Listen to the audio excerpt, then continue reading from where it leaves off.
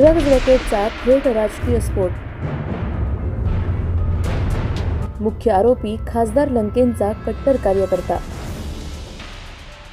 अहिल्यानगर जिल्ह्यातून एक अत्यंत गंभीर आणि धक्कादायक प्रकरण समोर आलं आहे। शिरूर येथे उघडकीस आलेल्या ड्रग्ज रॅकेटचे धागेदोरे थेट अहिल्यानगरात पोहोचले असून या प्रकरणाला आता उघडपणे राजकीय वास येऊ लागला आहे।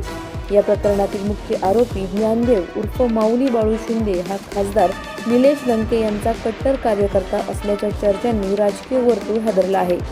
FIR मध्ये थेट नाव असतानाही आरोपीच्या राजकीय संबंधांमुळे तपासावर दबाव आहे का, असा गंभीर सवाल उपस्थित केला जात आहे। शिरूर येथील गॅरेज चालकाकडे सापडलेले ड्रग्ज माऊली शिंदे यानेच पुरवल्याचा स्पष्ट उल्लेख FIR मध्ये आहे।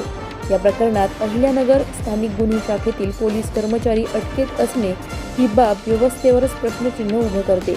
दरम्यान आरोपी माऊली शिंदेचे खासदार निलेश लंके आणि त्यांच्या पत्नी राणी लंके यांच्यासोबतचे फोटो सोशल मीडियावर व्हायरल होत असून आरोपीच्या मुलाच्या वाढदिवसाला खासदार लंके उपस्थित असल्याचेही फोटो समोर आले आहेत। माजी खासदार डॉक्टर सुजय विखे पाटील यांनी थेट आरोप करत मुख्य आरोपीचे नाव आरोपपत्रातून वगळण्यासाठी एक बडा नेता पोलीस ठाण्यात ठाण मांडून बसला होता, असा गंभीर दावा केला आहे।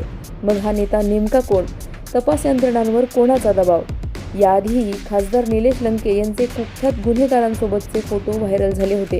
आता ड्रग्ज प्रकरणात थेट कार्यकर्त्यांचे नाव पुढे आल्याने तो मी नव्हेच ही भूमिका पुन्हा घेतली जाणार का, असा सवाल उपस्थित होतो आहे। अशाच बातम्यांचा आढावा घेण्यासाठी आजच आपल्या YouTube चॅनलला सबस्क्राईब करा। बातमी आवडल्यास लाईक करा आणि इतरांपर्यंत शेअर करा।